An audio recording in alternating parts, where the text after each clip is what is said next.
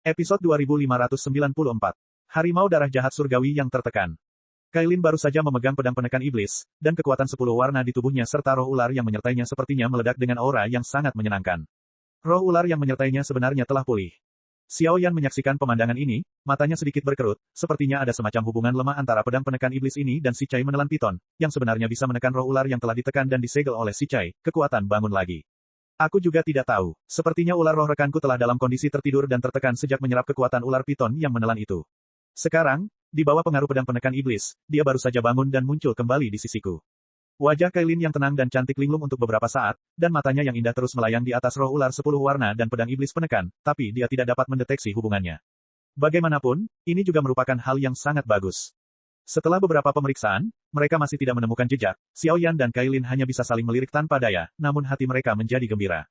Sekarang, pedang Zhenyan tampak biasa saja, tetapi kekuatan mengerikan yang terkandung di dalamnya, bahkan Xiao Yan memancarkan sedikit jantung berdebar-debar. Meskipun masih mustahil untuk menguraikan dan sepenuhnya mengendalikan kekuatan sebenarnya dari senjata tirani ini, Xiao Yan percaya bahwa ini hanya masalah waktu bagi Cailin. Pada waktunya, ular piton menelan langit 10 warna yang mengejutkan dunia akan muncul kembali di dunia dengan sisik berwarna-warni. Ledakan, formasi 4 dewa dan binatang di seluruh kehampaan langsung hancur, memungkinkan tempat itu kembali ke tampilan aslinya. Setelah melakukan semua ini, Xiao Yan baru saja mengarahkan pandangannya pada Tian Xisuehu. Dia secara alami mengetahui tujuan akhir dari perjalanan ini. Dua orang dewasa, jangan tinggalkan aku sendirian di sini.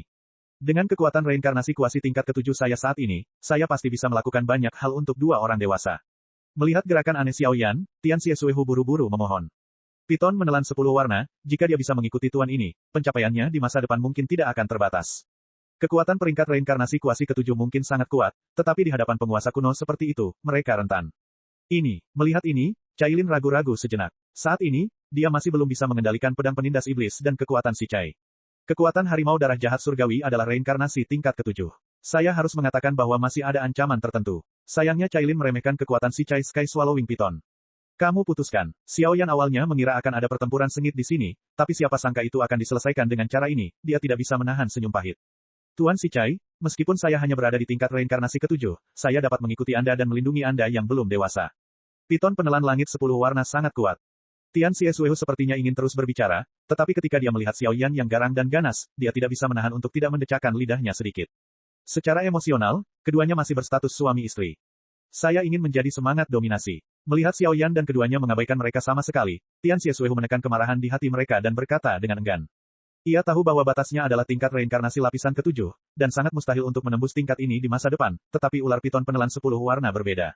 Ia hampir merupakan monster kuno yang hidup dengan kekuatan menelan langit. Oke, tapi kamu harus mengeluarkan inti iblismu sebagai gantinya. Xiao Yan berbicara dengan ringan, dan setelah berbicara, dia menunggu tindakan yang terakhir. Xiao Yan barusan masih penuh keraguan, bagaimana dia harus berbicara dengan orang ini, dia tidak pernah menyangka orang itu akan datang sendiri. Oke, ketika Tian Xisuehu mendengar kata-kata itu, ada tatapan ganas di matanya yang besar, tapi dia segera setuju. Dengan kekuatannya saat ini, bahkan jika inti iblis diambil, selama inti iblis dibudidayakan kembali dalam beberapa dekade, tidak akan ada terlalu banyak kerusakan, meskipun akan kehilangan banyak sumber kekuatan, Dibandingkan dengan pencapaiannya, hal itu tidak layak untuk disebutkan. Bang! Sesaat kemudian, harimau darah jahat surgawi bergerak, dan kristal energi hitam pekat diam-diam bergerak menuju Xiao Yan. Itulah inti iblisnya. Di dunia iblis, ini disebut inti iblis oleh makhluk di dunia iblis.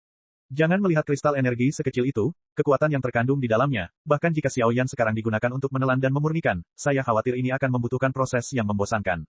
Bagaimanapun, tingkat energi ini intinya, kalau bukan hati-hati, aku khawatir mudah sekali meledak dan mati. Disitulah monster tingkat reinkarnasi kuasi ke-7 telah menyempurnakan seluruh hidup mereka. Kehilangan inti iblis, harimau darah jahat surgawi langsung berubah menjadi penampilan manusia, dengan wajah pucat dan menatap lemah pada mereka berdua.